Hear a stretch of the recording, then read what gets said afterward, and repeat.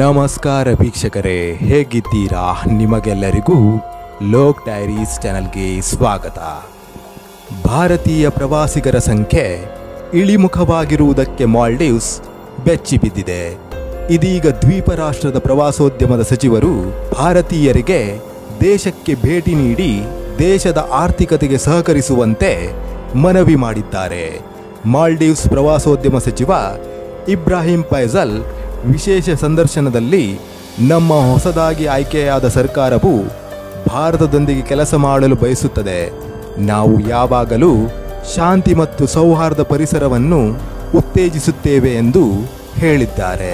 PTI ದುಬೈನಲ್ಲಿ ನಡೆದ ಸಂದರ್ಶನದಲ್ಲಿ ದ್ವಿಪಕ್ಷೀಯ ಸಂಬಂಧದಲ್ಲಿ ಬಿಗುವಿನ ವಾತಾವರಣದ ನಂತರ ಭಾರತೀಯ ಪ್ರವಾಸಿಗರ ಸಂಖ್ಯೆಯಲ್ಲಿ ಇಳಿಮುಖವಾಗಿರುವುದು ಮಾಲ್ಡೀವ್ಸ್ಗೆ ಆಘಾತ ತಂದಿದೆ.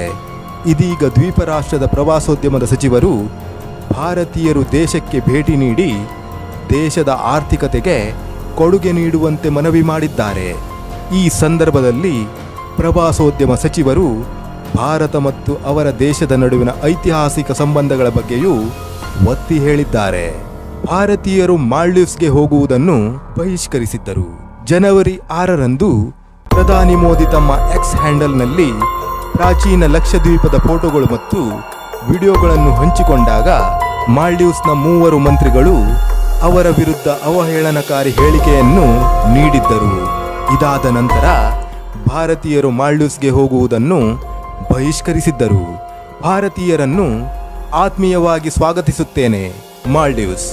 ಮಾಲ್ಡೀವ್ಸ್ ಪ್ರವಾಸೋದ್ಯಮ ಸಚಿವ ಇಬ್ರಾಹಿಂ ಫೈಸಲ್ ವಿಶೇಷ ಸಂದರ್ಶನವೊಂದರಲ್ಲಿ ಮಾತನಾಡಿ, ಹೊಸದಾಗಿ ಆಯ್ಕೆಯಾದ ನಮ್ಮ ಸರ್ಕಾರವು ಭಾರತದೊಂದಿಗೆ ಕೆಲಸ ಮಾಡಲು ಬಯಸುತ್ತದೆ. ನಾವು ಯಾವಾಗಲೂ ಶಾಂತಿ ಮತ್ತು ಸೌಹಾರ್ದ ಪರಿಸರವನ್ನು ಉತ್ತೇಜಿಸುತ್ತೇವೆ. ನಮ್ಮ ಸರ್ಕಾರ ಮತ್ತು ಜನರು ಭಾರತೀಯ ಸಂದರ್ಶಕರನ್ನು ಆತ್ಮೀಯವಾಗಿ ಸ್ವಾಗತಿಸುತ್ತಾರೆ. ಪ್ರವಾಸೋದ್ಯಮ ಸಚಿವನಾಗಿ ದಯವಿಟ್ಟು ಮಾಲ್ಡೀವ್ಸ್ ಪ್ರವಾಸೋದ್ಯಮದ ಭಾಗವಾಗುವಂತೆ ನಾನು ಭಾರತೀಯರನ್ನು ಕೇಳಲು ಬಯಸುತ್ತೇನೆ. ನಮ್ಮ ಆರ್ಥಿಕತೆಯು ಪ್ರವಾಸೋದ್ಯಮವನ್ನು ಅವಲಂಬಿಸಿದೆ. ಕಳೆದ ವರ್ಷ ನವೆಂಬರ್ನಲ್ಲಿ ಅಧ್ಯಕ್ಷ ಮೊಹಮ್ಮದ್ ಮೈಸೂ ನೇತೃತ್ವದ ಹೊಸ ಆಡಳಿತವು ಅಧಿಕಾರ ವಹಿಸಿಕೊಂಡ ನಂತರ ಭಾರತ ಮತ್ತು ಮಾಲ್ಡೀವ್ಸ್ ನಡುವಿನ ಸಂಬಂಧವು ಹದಗೆಟ್ಟಿದ್ದರಿಂದ ಭಾರತೀಯ ಪ್ರವಾಸಿಗರಲ್ಲಿ ಕಡಿದಾದ ಕುಸಿತಕ್ಕೆ ವರದಿ ಕಾರಣವಾಗಿದೆ.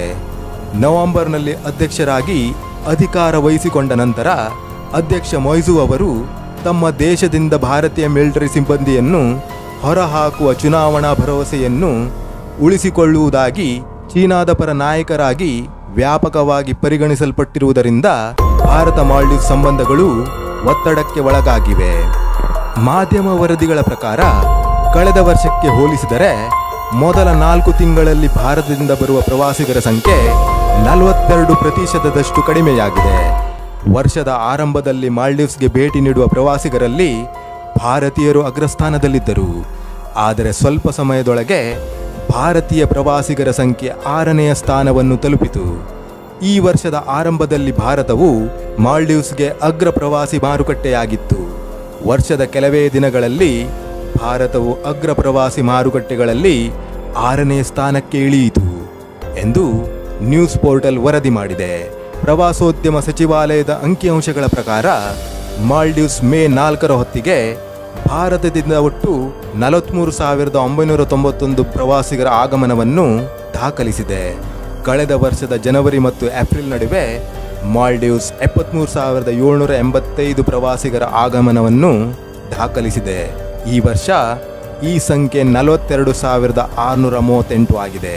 ಮಾಲ್ಡೀವ್ಸ್ನಿಂದ ಹಿಂದಿರುಗುತ್ತಿರುವ ಭಾರತೀಯ ಸೈನಿಕರು ಅಧಿಕಾರಕ್ಕೆ ಬಂದ ಕೂಡಲೇ ಮಾಲ್ಡೀವ್ಸ್ಗೆ ಭಾರತವು ಉಡುಗೊರೆಯಾಗಿ ನೀಡಿದ 3 ವಾಯುಯಾನ ವೇದಿಕೆಗಳನ್ನು ನಿರ್ವಹಿಸುವ 88 ಭಾರತೀಯ ಮಿಲಿಟರಿ ಸಿಬ್ಬಂದಿಯನ್ನು ಹಿಂತೆಗೆದುಕೊಳ್ಳುವಂತೆ ಮೊಯ್ಸೂ ಒತ್ತಾಯಿಸಿದ್ದರು.